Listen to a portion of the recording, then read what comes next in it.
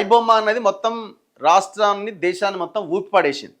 ఎందుకంటే ప్రతి ఒక్కరి స్మార్ట్ ఫోన్లో ప్రతి ఒక్కరి ఇంట్లో ఈ ఐబొమ్మ ప్రతి ఒక్కరి దీంట్లో ఉన్నది. ఎందుకు అంటే కొత్త సినిమాలు రావడం, ఈ ఐబొమ్మలో పెట్టడం, దాన్ని డౌన్లోడ్ చేసుకోవడం, చూడడం.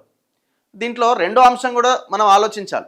ఎందుకు జనాలు ఎక్కువగా ఐబొమ్మ వైపుగా వెళ్తున్నారు, ఎందుకు దాన్ని వాళ్ళు ఒక రెగ్యులర్ చూస్తూ వస్తున్నారు? దానికి కారణాలు ఇండస్ట్రీ వైపు నుంచి, ప్రభుత్వం వైపు నుంచి కూడా ఉన్నాయి. ఇప్పుడు ప్రజలు సినిమా థియేటర్లోకి వెళ్ళి సినిమా చూడాలని ఎందుకు అనుకోవట్లే? ఐబొమ్మ ఉంటే చాలని ఎందుకు అనుకుంటున్నారు? ఇవాళ మొత్తం థియేటర్లన్నీ మల్టీప్లెక్స్లు వేసి పడేసినారు. ఒక మల్టీప్లెక్స్లో సినిమా చూడడానికి టికెట్ ఎంత? ఫస్ట్ 1 వీక్లో 2 వీక్స్లో చూడాలి అంటే ఆ రేట్ని 700 800 చేసి పడేస్తుంది. మన ఓజీ సినిమా 800 చేసిరు, అంతకుముందు ఇంకో సినిమా. ఇష్టం వచ్చినట్టుగా టికెట్ల రేట్లు పెంచుకుంటున్నారు స్టార్టింగ్ 1-2 వీక్స్. మామూలు డేస్లో వెళ్ళినా కూడా మీకు 200 300 400కి మించి టికెట్ తక్కువ లేని లేదు. అన్ని మల్టీప్లెక్స్లు అయిపోయినాయి. సినిమా టికెట్లకే 4 కుటుంబం కలిసి పోవాలంటే దాదాపు 2000 రూపాయలు పెట్టాలి.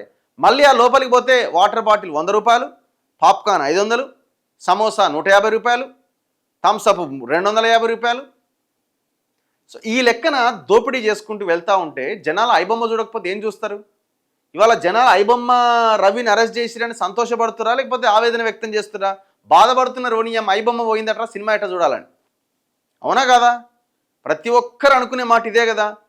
ఇది క్లోజ్ చేయడం ఏంది, మన సినిమాలు ఎట్లా చూడాలి, థియేటర్కి పోయే మార్గం లేదు కదా మనకి అని అనుకుంటున్నారు.